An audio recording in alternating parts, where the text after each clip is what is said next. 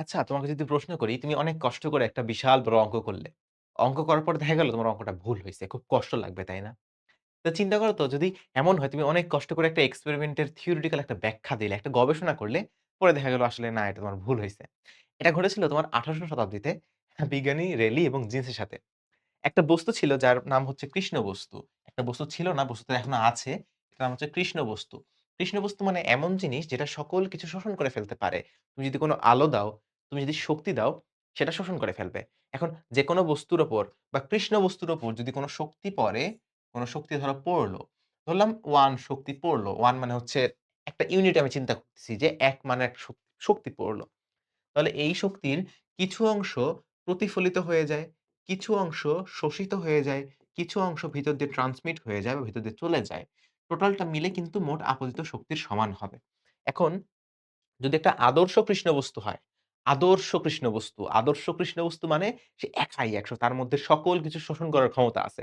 তাহলে তার মধ্যে দিয়ে কিন্তু কোন কিছু ট্রান্সমিট হয়ে যায় না, তার মধ্যে দিয়ে কোন কিছু শোষিত হয় না। সরি, তার মধ্যে দিয়ে কোন কিছু ট্রান্সমিট হয় না এবং তার মধ্যে দিয়ে কোন কিছু প্রতিফলিত হয় না। শোষিতও হয় না, প্রতিফলিতও হয় না। সমস্তটাই সমস্তটাই শোষিত হয়। আমি আরেকবার একটু কারেকশন করে বলি। কোন কিছু ভিতর দিয়ে চলেও যায় না, ট্রান্সমিট হয়ে যায় না। ভিতর দিয়ে চলে গেছে এমনটা কখনো হবে না। এবং এটার মধ্যে দিয়ে কোন কিছু প্রতিফলিত হয়ে গেছে এমনটাও হবে না। সবটুকুই শোষণ করবে। তখন S এর ভ্যালু ১ চলে আসে, বুঝছো?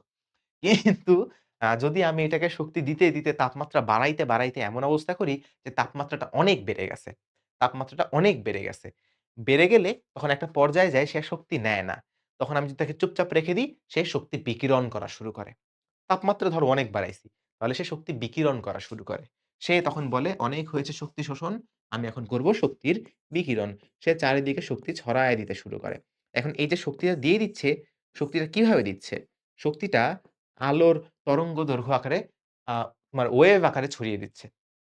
ওয়েভ। এই ওয়েভের কিছু অংশ আমরা দেখতে পাই, কিছু অংশ দেখতে পাই না। যে জ্বল করতেছে তার মানে আলো চলে আসতেছে ওখান থেকে। শক্তি ছেড়ে দিচ্ছে। জিনিসটা এমন।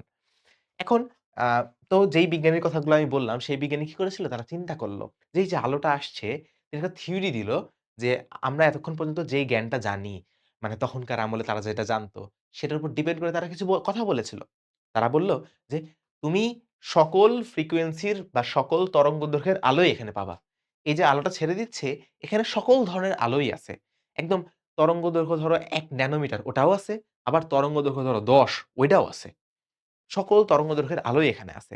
কিন্তু, কিন্তু কম তরঙ্গদৈর্ঘ্যের যে আলোগুলো আছে সেগুলোর পরিমাণ বেশি এবং যত বড় তরঙ্গদৈর্ঘ্য হয় তার পরিমাণটা তত কম। এই যে এই গ্রাফটা না সাদা গ্রাফ, এই গ্রাফটা ওদের থিওরিটিক্যাল কথা বলেছিল যে এইরকম হয়। একদম যখন তরঙ্গদৈর্ঘ্য কমতে থাকে তখন এটার পরিমাণটা অনেক বেড়ে যায়। তরঙ্গদৈর্ঘ্য বেড়ে গেলে পরিমাণটা কমে যায়।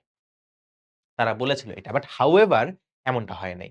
পরবর্তীতে যখন আমরা জিনিসটা গবেষণা করলাম, আমাদের যে ইন্সট্রুমেন্ট ছিল তখন, সেই ইন্সট্রুমেন্ট দিয়ে গবেষণা করার পর দেখা গেল যে না, এমনটা হয় না। গ্রাফটা এরকম না যে একদম সুন্দর মতো উঠে গেল। বিভিন্ন টেম্পারেচার এ যে ৫০০০ kelvin, ৪০০০ kelvin, ৩০০০ kelvin high temperature এতেও বিকিরণটা হয়। বিভিন্ন টেম্পারেচার এ দেখা যায় কোন একটা নির্দিষ্ট তরঙ্গদৈর্ঘ্যের আলোর পরিমাণটা অনেক বেশি থাকে। হ্যাঁ? তাহলে দেখো তো গ্রাফটা এই যে সুন্দর মতো উপরে উঠল। এই যে সুন্দর মতো উপরে উঠলো। এরপর এটা অসীমে চলে যাওয়ার কথা। কিন্তু এটা অসীমে যায় না। এটা আবার সুন্দর মতো নিচে নেমে আবার 0 হয়ে যায়। একটা নির্দিষ্ট তরঙ্গ দৈর্ঘ্য দেখো এখানে যেমন ৫০০০ কেলভিনে কোথায় যাচ্ছে? এই যে নিচে এইখানে যাচ্ছে। ৪০০০ এর একটু সামনে যাচ্ছে। ৩০০০ এর আরেকটু সামনে চলে গেছে। তার মানে বিভিন্ন জায়গায় বেশ কিছু স্পেশাল তরঙ্গ দৈর্ঘ্যে প্রায়োরিটি থাকে যেটার পরিমাণটা অনেক বেশি থাকে। বুঝছো? পরিমাণটা অনেক বেশি থাকে। তাহলে এটা কিন্তু এই যে যেটা গবেষণা করা হয়েছিল, যেটা চিন্তা করা হয়েছিল তার সাথে মিলল না। এটাকে বলা হয় ইউভি, ইউভি ক্যাটাস্ট্রফি, ক্যাটাস্ট্রফি। কেন এটাকে ইউভি ক্যাটাস্ট্রফি বলা হচ্ছে? কারণ এই যে ভিজিবল পর্যন্ত জিনিসটা মিলছে। ইউভি রে তে আইসে তারপর জিনিসটা আর মিলতেছে না যে আরে ভাই এটা কেমনে হয়ে গেল? ক্যাটাস্ট্রফি মানে হলো বিপর্যয়। এই বিপর্যয় সামাল দেওয়ার জন্য একটা বিজ্ঞানী তার নাম হলো ম্যাক্স প্লাংক। প্লাংক। প্লাঙ্ক এসে বলল, "আমি এটা সমাধান করব।" তারপর অনেক গবেষণা, অনেক জল্পনা, অনেক কল্পনা করার পর ম্যাক্স প্লাঙ্ক একটা সমাধানে পৌঁছাইল। বাট এই সমাধানে পৌঁছানোর পর্যায়ে তিনি আলো সম্পর্কে কিছু বিশেষ থিওরি দিল। তিনি কিছু এই যে গবেষণাটা করতেছিল আলো নিয়েই তো। তো আলো নিয়ে গবেষণা করতে তার মধ্যে আলো নিয়ে কয়েকটা নতুন তত্ত্ব চলে আসলো।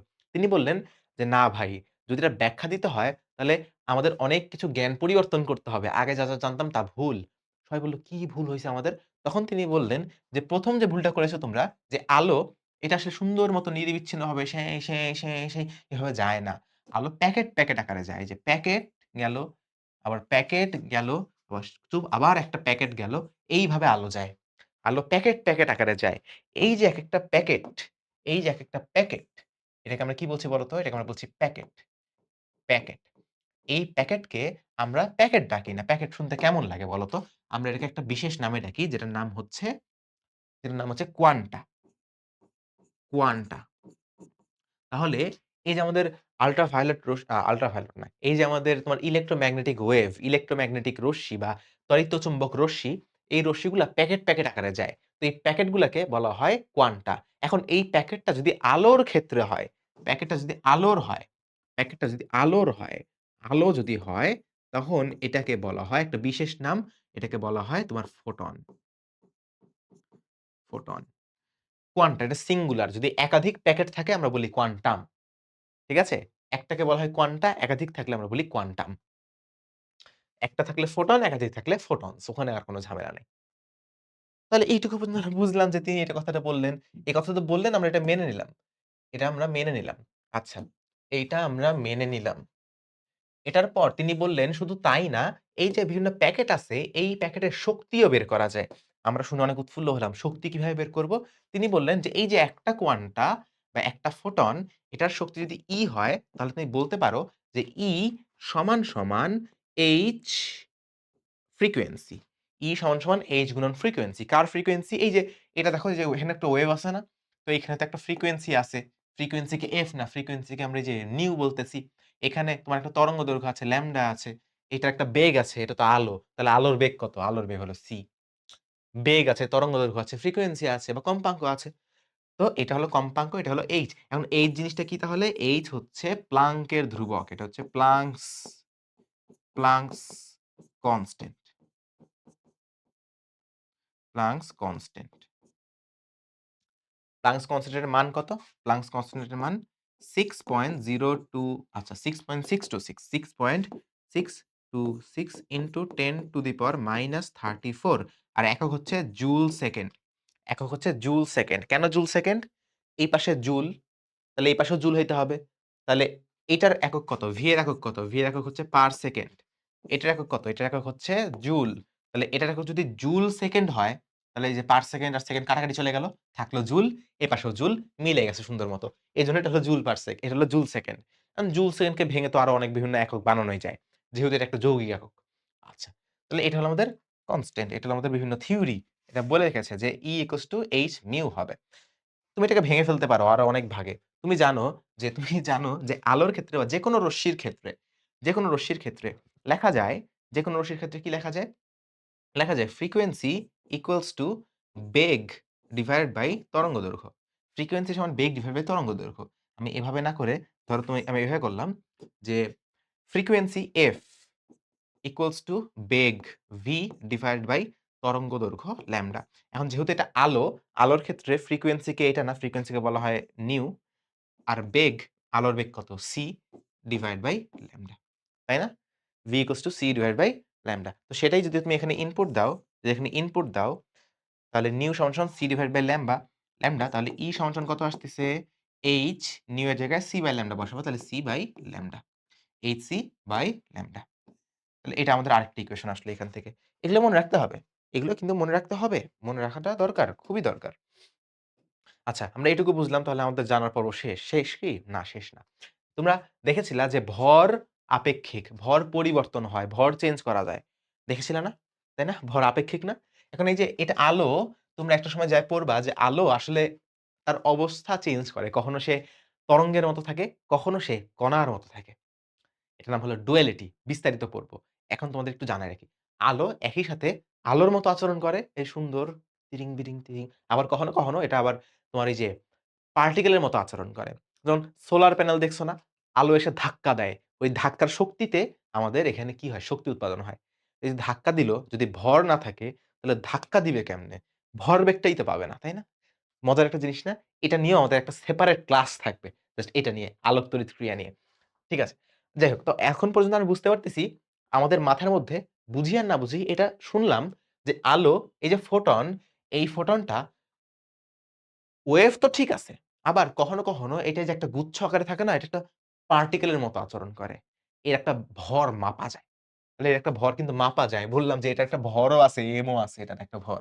তাহলে যদি ভরও থাকে তাহলে এটা দেখো তো এই যে এখান থেকে E সমান, সমান কি লেখা যায়? E সমান, সমান mc স্কয়ার না? মনে পড়ে? mc স্কয়ার আগের ক্লাসগুলোতে দেখছি। আবার এখানে hc বাই ল্যামডা। দেখো তো ২ টা c, ১ টা c কাটাকাটি করা যায়? করা যায়, অবশ্যই করা যায়। তো এখানে কি থাকতেছে? এখানে থাকতেছে h divide by lambda. h divide by lambda. একটা c এখানে চলে গেল। দাঁড়াও, ভুল হয়েছে, ভুল হয়েছে। মানে ভুল হয়নি, জিনিসটা শর্টে হয়ে গেছে।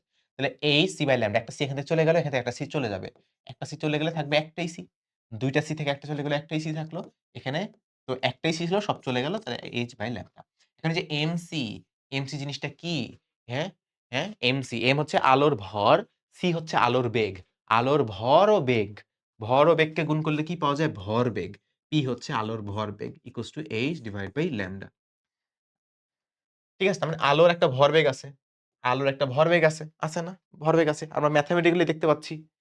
তার মানে এই যে ফোটন, ফোটনটা ওয়েভ তো ঠিক আছে। তার সাথে, সাথে ভরবেগ আছে। তার মানে এটার কণার মতো আচরণ আছে। ধাক্কা দিলে ধাক্কা লাগে। একটা ভর আছে। যে গায়ে লাগলো, ও সুড়সুড়ি লাগছে এমন না।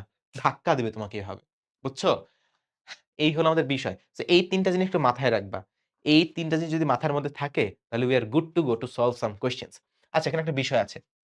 তোমাকে বলা হলো একটা ফোটনের শক্তি E equals to h mu, E equals to h mu। তাহলে n সংখ্যক সংখ্যক ফোটন ফোটন এর শক্তি কত হবে? n সংখ্যক ফোটনের শক্তি। নতুন একটা ব্রাশ ট্রাই করি তো দাঁড়াও এটা ট্রাই করি। কেমন হয়? দেখি এটা দিয়ে লিখে দেখি। n সংখ্যক ফোটনের শক্তি কত হবে? E n আরে ভালোই তো হয়। E n equals to En equals to n একটার তো ছিল h mu তাহলে n সংখ্যকের n গুণন h mu n গুণন h mu কেন বলছি h nu n গুণন h nu তুমি এটাকে আরো কি বলতে পারো n গুণন hc বাই ল্যামডা অনেক ভাবে বলা যায়। তো এটাও মাথায় রাখতে পারো। ঠিক আছে? এটা তো এমনি মানে কমন সেন্স থেকেই বোঝা যায় জিনিসটা। কমন সেন্স থেকে তো জিনিসটা বোঝা যায়। এখন এই অঙ্কটা দেখো। অঙ্কটা সলভ করতে পারবা? এখানে কি হচ্ছে n সংখ্যক প্রশ্নটা পড়ো। একটি ধাতব প্লেটের উপর প্রতি সেকেন্ডে কতগুলো ফোটন আপতিত হলে প্রত্যেক সেকেন্ডে কতগুলো ফোটন আপতিত হলে প্লেটের উপর এত নিউটন বল প্রযুক্ত হবে। এখানে F দেওয়া আছে, নিউটন বল। বিকিরণের তরঙ্গদৈর্ঘ্য দেওয়া আছে, তোমাকে মানে ল্যামডা দিয়ে দিছে, বুঝছো? এখন এখানে বল আসলে কোথা থেকে? বলের সাথে কিসের সম্পর্ক মনে পড়ে? বলের সাথে ভরবেগের সম্পর্ক পজ করে ট্রাই করো। ভিডিও পজ করে নিজে ট্রাই করো। দেখো, এই যে একটা ধাতব প্লেট এই ধাতব প্লেটের উপর n সংখ্যক ফোটন আপতিত হয়েছে, বুঝছো? n সংখ্যক ফোটন আপতিত হয়েছে। এই n সংখ্যক ফোটন আপতিত হওয়ার কারণে এখানে একটা ধাক্কা লাগতেছে। এই ধাক্কার কারণে বল অনুভব হচ্ছে। আমরা দেখেছিলাম যে F সমান, সমান ভরবেগের পরিবর্তনের হার। মনে পড়ে? ভরবেগের পরিবর্তনের হার সমান, সমান F যদি তাই হয় তাহলে এখানে ১ সেকেন্ডের কথা বলছে। ১ সেকেন্ড মানে t এর ভ্যালু হলো 1। সো আমি বলতে পারি F সমান, সমান হলো ভরবেগের পরিবর্তন। কয়টা অণুর ভরবেগের পরিবর্তন? কয়টা অণুর ভরবেগের পরিবর্তন? এই যে n সংখ্যক অণুর n সংখ্যক ফোটনের ভরবেগের পরিবর্তন। এতগুলা অণুর ভরবেগের পরিবর্তন হচ্ছে জন্য এখানে একটা বল অনুভব করা হচ্ছে। এখন n সংখ্যক আমি ধরে নিলাম যে একটা অণুর ভরবেগ হচ্ছে p তাহলে n সংখ্যক অণুর ভরবেগ কি হবে? np বুঝছো? এনপি ভরবেগ নিয়ে একটা আলো আঘাত হানলো, আঘাত এনে সে মইরা গেল। ধরো মইরে গেল। তাহলে এখন আর তার কোন ভরবেগ নাই। তো এটা ছিল, এটা থেকে 0 হয়ে গেল। তাহলে পরিবর্তন কতটুকু হইছে? এনপি। এটাই হলো আমাদের ভরবেগের পরিবর্তন এনপি। তাহলে ভরবেগের পরিবর্তন হচ্ছে এনপি। এমনকি পজিটিভ নেগেটিভ আইনো না যে ভাই শেষ ভরবেগ 0, আদি ভরবেগ এনপি। তাহলে ভরবেগের পরিবর্তন মাইনাস এনপি। মাইনাস দিয়ে কি হবে? কিন্তু আমাদের দিক-টিক হিসাব করতে হচ্ছে না। এখানে আমার কয়টা জিনিস, কয়টা যে অণু লাগবে সেগুলো হিসাব করতেছি। কয়টা ফোটন আপতিত হইছে সেটা হিসাব করতেছি। সো ওই দিক দিয়ে কি হবে? প্লাস মাইনাস তো ডাজন্ট ম্যাটার এখানে। করতে পারো মাইনাস দিয়ে, অ্যান্সারটা মাইনাসে আসবে। বাট একই জিনিস। আচ্ছা। তো এনপি। এখন n এর ভ্যালুটা আমি বের করব। n এর ভ্যালু তো আমি জানি না। কিন্তু p এর ভ্যালু আমি জানি। p এর ভ্যালু আমি জানি। p এর ভ্যালু কত? p এর ভ্যালু হচ্ছে h/λ দেখছিলে না মাত্র? h/λ, h/λ এই যে p এর ভ্যালু h/λ ওই যে p এর ভ্যালু h/λ দেখলাম। তো দেখলাম। ওকে বসায় দিলাম। তাহলে n এর ভ্যালু আমি জানি না। h এর ভ্যালু আমি জানি 6.626 into 10 to the power minus 34 এককে লিখছি না কারণ একক একদম লাস্টে লিখব।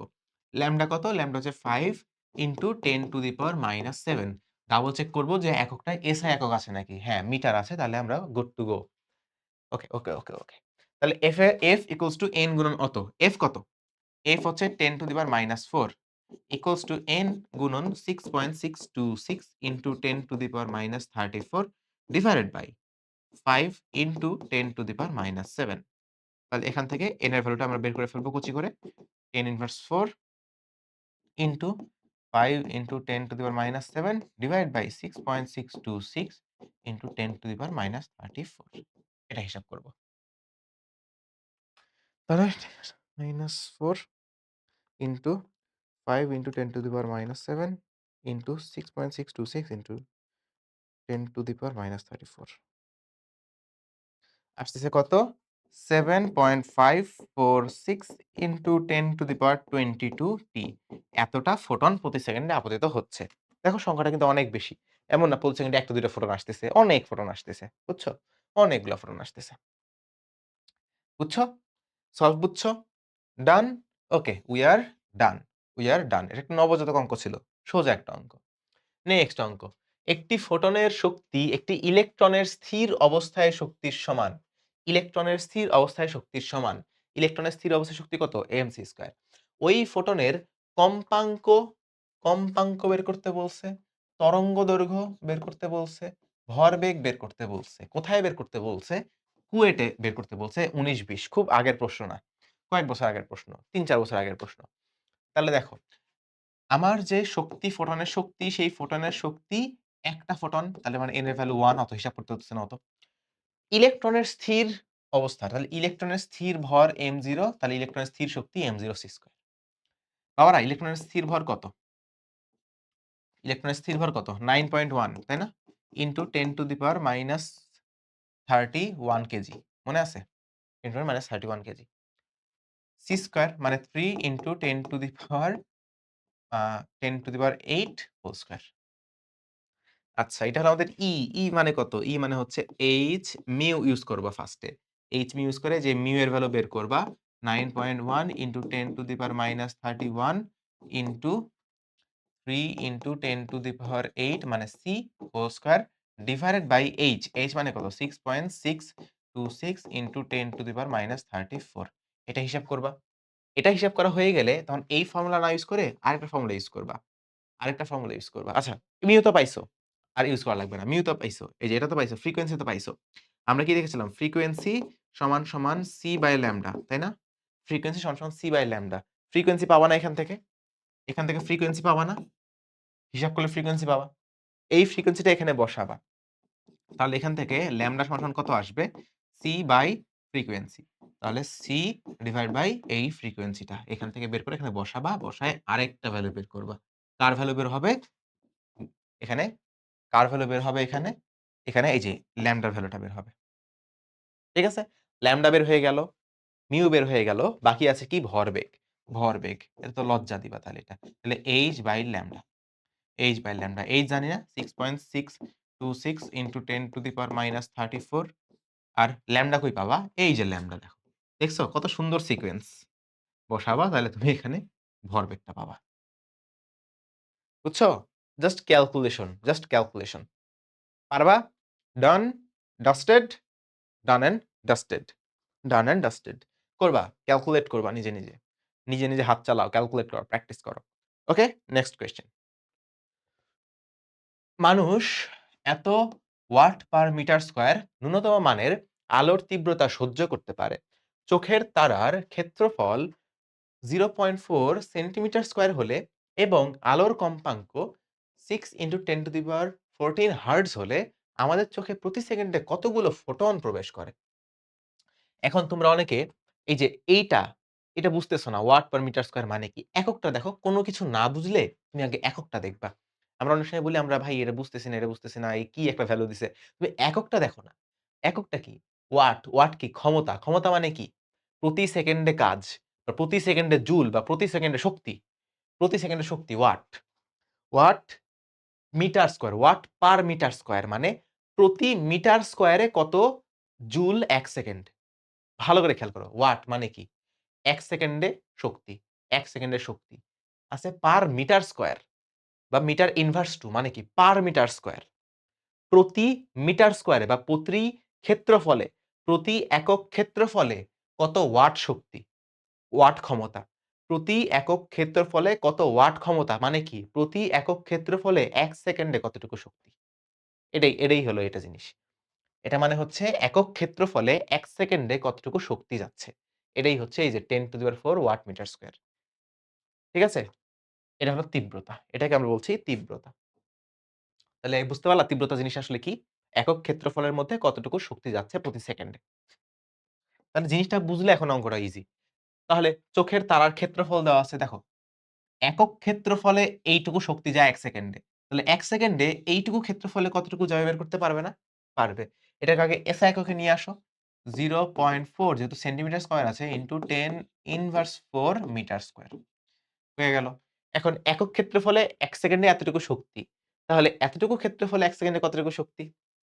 ১ সেকেন্ড এ এনার্জি ই 0.4 ইন্টু 10 প্লাস 4 ক্ষেত্রফল আর একক ক্ষেত্রফলে 10 ইনভার্স 10 কত আসতেছে? 0.4 ইন্টু 10 ইনভার্স 14 0.4 ইন্টু 10 ইনভার্স 14 এত জুল শক্তি ১ সেকেন্ডে। ১ সেকেন্ডে যেহেতু তাই আর ওয়াট লিখলাম না।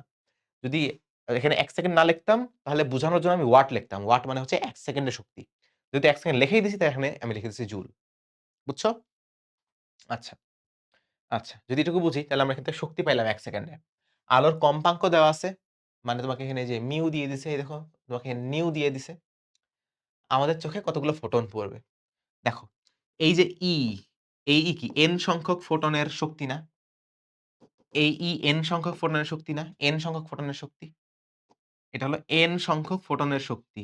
n সংখ্যক ফোটনের শক্তি হচ্ছে তাহলে n এর ভ্যালুটা কিভাবে বের করব? এই যে এটা হচ্ছে n সংখ্যকের। তার মানে কি n গুণন একটা ফোটনের শক্তি। n গুণন একটা ফোটনের শক্তি। তাহলে n গুণন একটা ফোটনের শক্তি কত?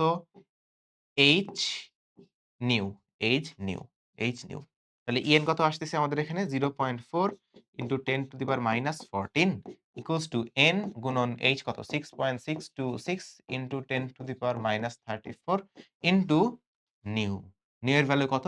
দেখো 6 into 10 to the power 14 hertz বা পার সেকেন্ড। একক লিখতেছি না, একক লাস্টে লিখব।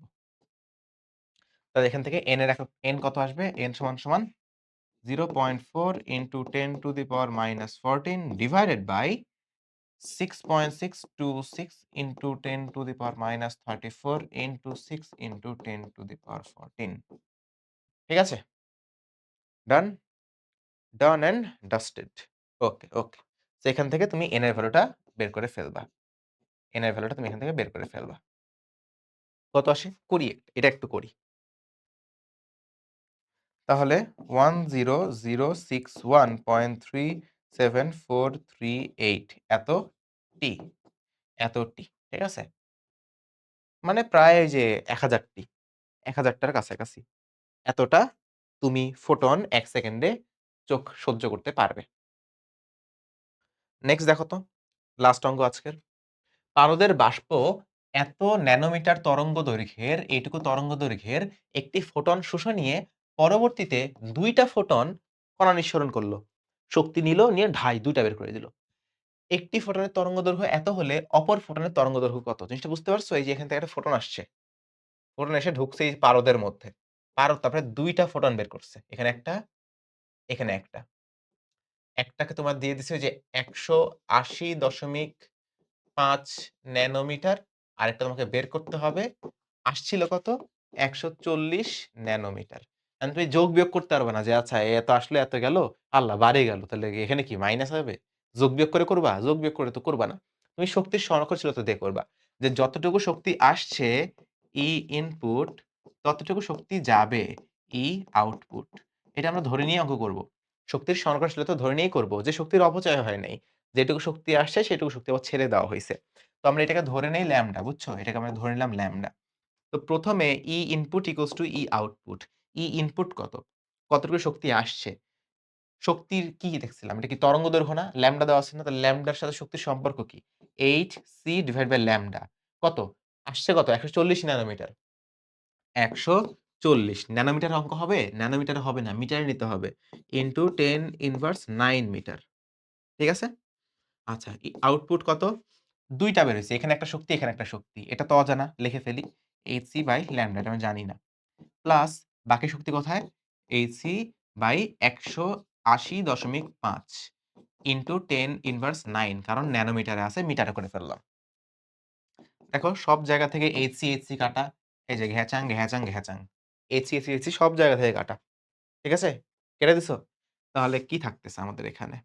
1/১৪০ ইনটু আচ্ছা দেখো ১৪০ 10 ইনভার্স 9 ইকুয়ালস টু 1/ল্যামডা প্লাস 1/১৮০.৫ into 10 inverse 9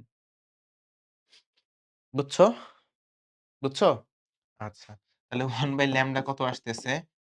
1/১৪০ into 10 inverse 9 minus 1/১৮০.৫ ইনটু 10 ইনভার্স 9 আচ্ছা। তাহলে ল্যামডা কত আসবে? ল্যামডা এটা কত আসে? এই ভ্যালুটা কত আসে? এই ভ্যালুটা কত আসে? হচ্ছে 1.6 ইনটু 10 ইনভার্স 6 মানে আরো আছে এটা 1.6026909388 ইনটু 10 টু দি পাওয়ার 6 এটা আসছে 1 বাই ল্যামডা। ল্যামডা কত হবে? এটার উল্টা। তাহলে 1 বাই 1.6 পুরাটাই লিখি 0269 ইনটু 10 টু দি পাওয়ার 6 বুঝছো? আচ্ছা। তাহলে হিসাব করলে কত আসবে? আমার এখানে অ্যান্সারটা আছেই। আমি এটাকে জাস্ট উল্টা করে দিলাম। তাহলে হবে 6.23 into 10 to the power minus 7 এটা হলো আমাদের নতুন lambda. 6.23 into 10 to the power minus 7 আচ্ছা। তাহলে এটা লিখলে কত হয়? হুম ৬২৩ into 10 to the power minus 10 আচ্ছা, মাইনাস 9 যেহেতু আছে 9 দিয়ে লিখি তাইলে। 9 ই তো ঠিকই তো আছে। 10 টু দি পাওয়ার মাইনাস 9 9 না এটা? দশমিক ২ ঘর সরাইলাম। তাহলে এটা ২ বাড়লো। এত ন্যানোমিটার। এত মিটার আরকি, এত মিটার। একটু ক্রস চেক করে দেখি হিসাব নিকাশ ঠিক আছে নাকি? ক্রস চেক করে দেখি। ক্যালকুলেটর মইরা গেল কেন? এত বছর আগের ক্যালকুলেটর তুমি মরে গেছো? আচ্ছা এই প্রশ্নটা কিন্তু বুয়েটের প্রশ্ন দেখছো? এবং আমাদের হ্যাঁ, অঙ্ক ঠিক আছে। এইটা হলো আমাদের অ্যান্সার। দেখছো বুয়েটের অঙ্ক আমরা সলভ করে ফেললাম। অবশ্য বুয়েটের অঙ্ক সলভ করতে পারি জন্যই এখন বুয়েটে পড়ি। বাট তোমরাও কিন্তু এখন সলভ করতে পারতেছো। খুব কঠিন কিন্তু প্রশ্ন না। জাস্ট একটু মাথা ঠান্ডা রেখে প্রশ্নটা সলভ করা প্রয়োজন ছিল। ঠিক আছে? তাহলে আমরা বুঝতে পারলাম যে প্রশ্নগুলো এখান থেকে আসলে কিভাবে সলভ করতে হবে। খুবই সহজ একটা টপিক। আশা করি তোমরা পারবা। আশা করি তোমাদের ব্রেইন পরীক্ষার হলে ভালোমতো ডেলিভার করতে পারবে। ঠিক আছে? নেক্সট ক্লাসে আবার দেখা হবে। ততদিন ভালো থাকো। আল্লাহ হাফেজ। Thumbs up.